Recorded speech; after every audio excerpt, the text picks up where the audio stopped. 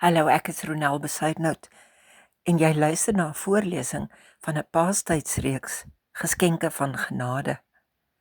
Dit vervolg op gister se gedagte. Vandag se tema is genade bewerk versoening. Gister het ek 'n voorlesing gegee uit John de Gruchy se aanhalings. Vandag is daar weer een van hom. Hy skryf: Genade is nooit goedkoop vergifnis nie. Dit is God se krag om gebroke verhoudings te herstel en 'n nuwe toekoms te skep. In 2 Korintiërs 5 vers 18 lees ons: Dit alles is die werk van God. Hy het ons deur Christus met homself versoen en aan ons die bediening van die versoening toevertrou.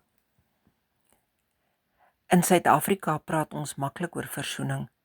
Soms het dit 'n leefwoord geword, iets wat ons sê sonder dat dit iets van ons vra. Paulus praat anders hieroor. Wanneer God ons met homself versoen, plaas hy ook iets in ons hande, die bediening van versoening. Ons kan dus nie met God versoen word sonder om nie die verlange te hê om met ons vervreemde naaste versoen te wil word nie. As genade dit nie in jou wakker maak nie, verstaan jy nog nie God se genade nie. Genade is God se krag wat gebroke verhoudings herstel en 'n nuwe toekoms oopmaak. Genade vra dus iets van ons om te luister, om te vergewe, om die tree te gee oor die brug wat na die sogenaamde ander lei. Genade wat ons ontvang, maar nie uitleef nie, raak gou net nog 'n godsdienstige woord. Mag ek daarom vir jou vra, is daar iemand met wie God jou dalk roep om 'n eerste tree van versoening te neem? Ek wil graag saam met jou bid.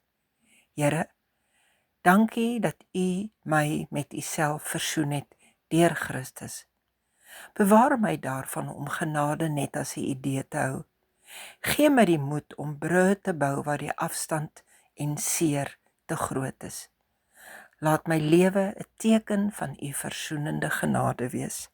Amen. Tot môre, dan gesels ons verder oor genade.